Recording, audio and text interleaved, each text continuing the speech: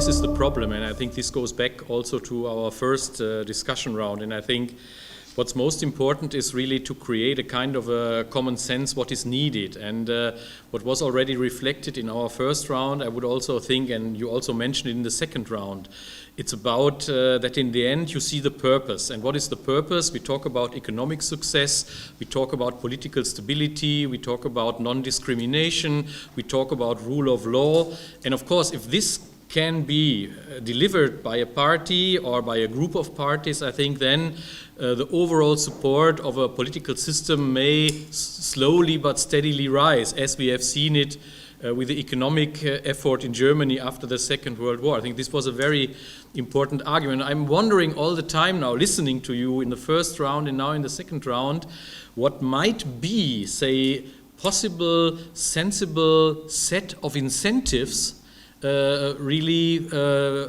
within the government. So it's not about a constitution, yeah? And it's not about a party. It's about whether the system can deliver certain incentives economically, politically, first to the set of those people who govern, and then this will reflect it somewhere in an improvement of the people. So, and I think this is rather tricky. I have not really a solution, but this is how it works, and I can just give an example.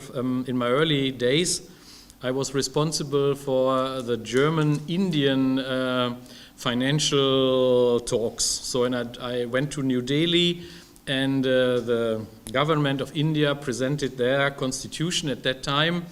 And when I read it, and I read the one you sent me, Kристian sent me, I think it looks good. So you do not find major flaws in that. It's great. It's just simply, and this is then, I talked to the Indian head of delegation, wow, we could learn even from you, because they had already something which is also probably needed in Iraq. They also had a beautiful solution for inner country problems, so for federal problems within the states of India, what we always have in the states of Germany. It's not an ethnic issue, maybe except the Bavarians here.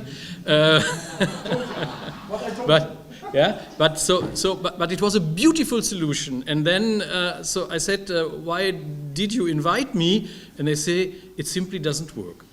And this reminds me of this debate today. And so how can we implement certain forms of incentive to bring some political and economics result, which then will feed into the general more supportive stance to the system or to the parties. And of course I agree with everything which has said here about you cannot just do it with ethnic parties, it must be cross-cutting parties, it must be about, say, liberals, conservatives, I don't know, socialists, whatever, yeah, that's all fine.